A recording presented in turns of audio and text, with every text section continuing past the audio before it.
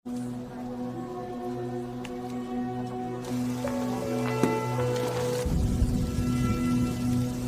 bermula ketika sebuah rekaman insiden tersebar. Ini menjadi konflik utama pada film yang akan kita bahas. Sebelum masuk ke dalam alur filmnya, jangan lupa untuk like video ini terlebih dulu.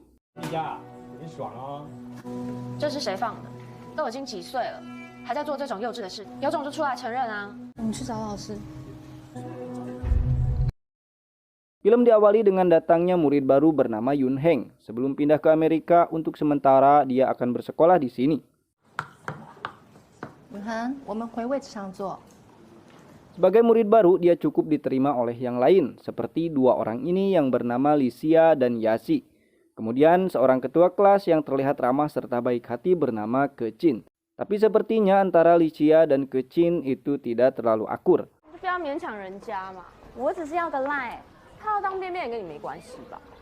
Selain ketiga orang itu, Yun Heng juga menarik perhatian seorang lelaki ganteng bernama Chi Hyuan. Dia ini populer dan seorang pemain basket.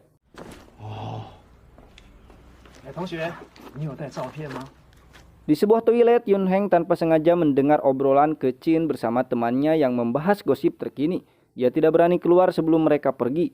Untuk hari pertama sekolah memang pastinya canggung. Dia semakin lama menunggu sebab pada waktu itu Licia datang memarahi Kecin yang telah menyebarkan sebuah rahasia seorang lelaki yang bersamanya.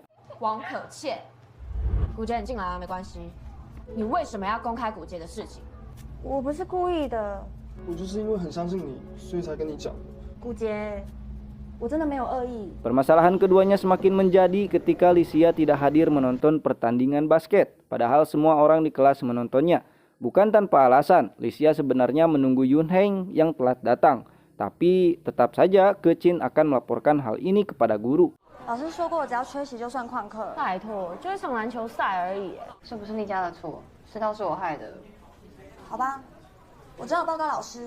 就这一点无聊小事。 Sepulang sekolah, Yun Heng dihampiri Kecin yang meminta untuk menemuinya di sebuah kafe. Sempat ingin menolak, tapi Kecin membisikkan sesuatu yang cukup membuat Yun Heng diam.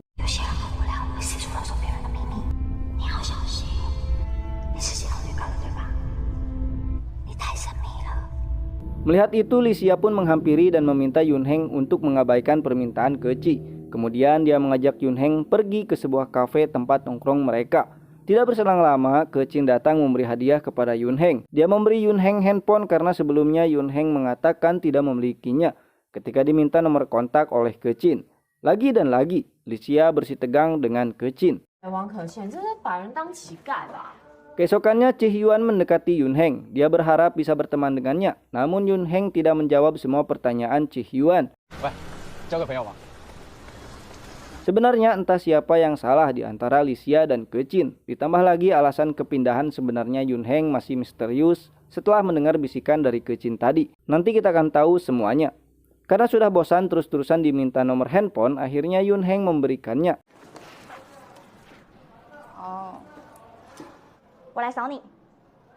Pada akhirnya Yun Heng juga memberi kontak pada Licia dan Yachi, yang dimana dia telah mulai berteman dengan mereka. Namun tiba-tiba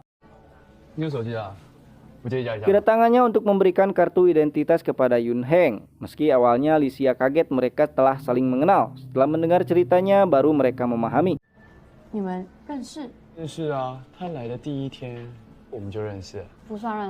Keesokannya Yun Heng dikenalkan dengan Margin, salah satu sahabat Licia, dan mereka semakin akrab saja. Bahkan Yun Heng meminta saran tentang Chi Hyuan yang selalu mengiriminya pesan.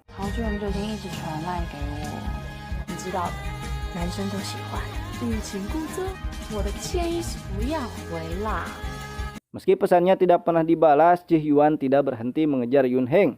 Dia mengundangnya untuk datang ke pesta ulang tahun nanti. Sementara itu, Margin diam-diam mendengarkan mereka. Tidak ingin mendapat masalah, Yun Heng menanyakan status antara Kecin dan Chi Hyuan, yang dimana terdengar kabar bahwa mereka berpacaran.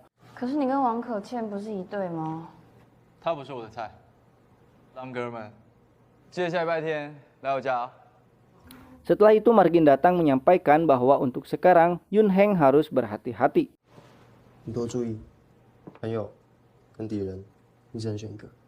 Dan benar saja, Kecin menyebarkan berita artikel tentang Yun Heng di sekolahnya dulu, di mana artikel itu berisi perundungan yang menyebabkan hampir bundir. Sesampainya di kelas, Yun Heng pun diminta menjelaskan berita itu. 我会转学是因为我爸工作的关系。你要胡乱造谣什么啦？云恒，对不起啦。 Dan ternyata itu semua hanya salah paham. Di balik sikap lugu dan terlihat baik ini, ternyata Kecin memiliki sikap lain yang tersembunyi dan itu berbahaya. Setelah mendengar penjelasan, dia cukup sulit untuk meminta maaf pada Yun Heng. Mungkin ini alasan Licia sering marah dan judes kepada Kecin, di mana hanya Licia yang tahu sikap asli dari Kecin ini. 我没有恶意，我只是好奇，像朋友间的关心那样。你每次的关心，别人都没有好结果哎。 Pesta ulang tahun semakin dekat, Yun Heng sebenarnya tidak ingin datang, tapi pada akhirnya mereka menghadiri pesta yang sangat meriah itu. Belum lama Yun Heng menikmati pesta, Chae-hyun datang mengajaknya pergi keluar, sementara Licia asik menikmati game bersama yang lainnya. Di tempat inilah akar dari permasalahan dimulai, saat Licia mengikuti game yang kalah menerima tantangan. Di awal permainan hanya tantangan biasa, namun semakin sini malah semakin jadi. Dua orang yang memiliki poin rendah harus bercocok tanam meski belum pernah menggarap lahan basah sebelumnya.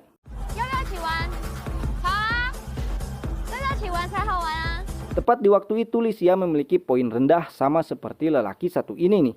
Dia menolak itu dan Kecin sempat membelanya dengan mengganti tantangan. Namun Licia tiba-tiba begitu saja menerimanya.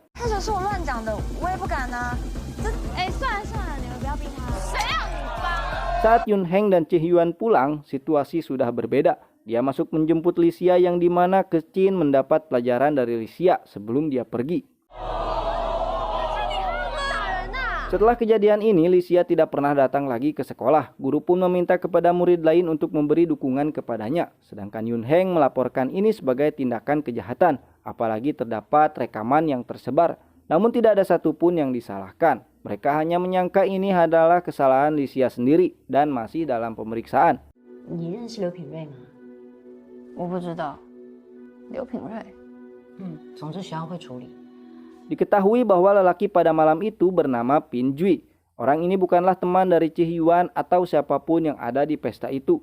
Tentu Yun Heng menyadari bahwa ini adalah kejanggalan. Ada seseorang di balik ini semua yang sengaja menjebak Licia.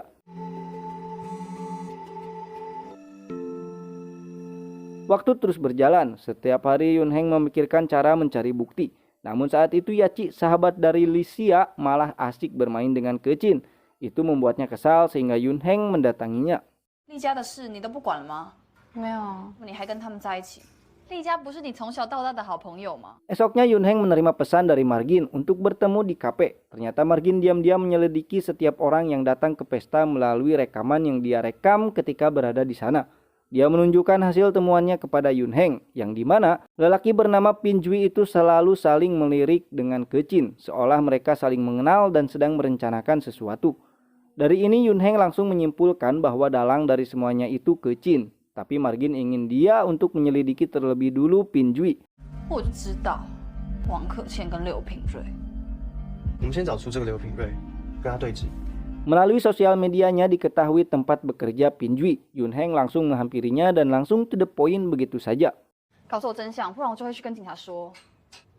同学，你有没有搞清楚状况啊？是王可倩要你来的，对不对？ Saat Yun Heng dalam bahaya, Margin datang membantunya. Mereka merasa cara ini akan sia-sia, jadi keduanya mencari rencana lain, di mana Yun Heng diam-diam mengikuti kemanapun Pin Jui pergi. Namun rencana ini butuh banyak orang dan beruntung Margin memiliki orang yang dapat dia percaya, orang yang tidak mudah bergaul untuk membantu mereka. 我们一定会找到线索，看王可倩会不会出现。如果 同学，同心文理补习班哦，同学。 Hasilnya, mobil yang dikendarai Pin Jui sama persis dengan mobil yang ada di media sosial Kecin. Tanpa pikir panjang, Yun Heng langsung menghampiri Kecin, namun lihatlah sikap Kecin yang tenang dan wajahnya benar membuktikan bahwa dia tidak mengenal Pin Jui. 那天晚上是你对不对？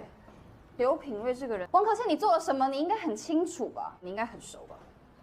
我不认识他，那就是没有证据，含血喷人喽。 Dari sini Margin meminta Yun Heng untuk tetap tenang, lalu dia memberitahu bahwa Yun Heng salah paham kepada Yachi. Sebenarnya Yaci pura-pura akrab saja dengan Kecin untuk mencari petunjuk mengenai kejadian itu dan dia mendapatkan salah satunya. 这是他新买的吊饰。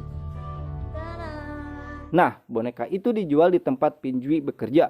Bahkan menurut Pinjui sendiri, Kecin sering datang ke toko itu. Namun hal ini tidak dapat dijadikan barang bukti. Sehingga pada malam harinya, Yunheng melihat Pinjui bersama dengan Kecin masuk ke dalam toko. Diam-diam dia mengikutinya dan hal tidak terduga terjadi. Yunheng mendapat rekaman bercocok tanam lalu pergi. 哎，要不讲，我去吗？你是不是该给我奖励啊？ Yunheng sangat ingin membalaskan dendam Lixia dengan menyebarkan lagi rekaman itu. Tetapi Margin dan Yaci tidak ingin seperti itu. 我觉得我们可能要再想一下。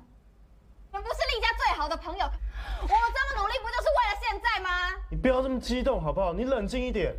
Esok harinya dengan tatapan tajam mengarah kepada Kecin, Yunheng mengajaknya ke atap bangunan. Dia mendesak Kecin mengakui perbuatannya. Tapi seperti biasa, Kecin memiliki perkataan halus. Namun ketika Yunheng mengatakan memiliki bukti rekamannya di toko dengan Pinjui, Kecin langsung balas menyerang dengan menyebutkan alasan sebenarnya kepindahan Yunheng yang diam-diam dia cari tahu sendiri. 你认识他吧？是你本来就很坏。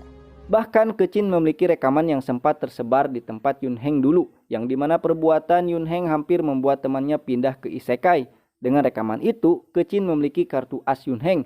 Dia rasa Yunheng tidak akan menyebarkan rekaman miliknya. Namun ternyata, sikap peduli yang dirasakan Yunheng kepada Lixia begitu besar. Dia telah memiliki sahabat yang benar-benar menggapai tangannya. Meski telah dilarang Yaci dan Margin, pada akhirnya dia memutuskan pilihannya mengirim rekaman itu ke grup. 你就对我像是最好的朋友一样。根本就没有人看得到我的眼泪了。 Kini semua orang tahu bahwa Kecin memiliki sifat yang berbahaya, diam-diam gitu. Dan rekaman yang disebarkan berupa pengakuan Kecin di atap gedung bukanlah yang di toko. 我想怎样就怎样，设计任丽佳，因为我爽。如果没有要弄丽佳，干嘛说谎？这件事就跟任丽佳一起消失，对吧？ Dan film pun tamat.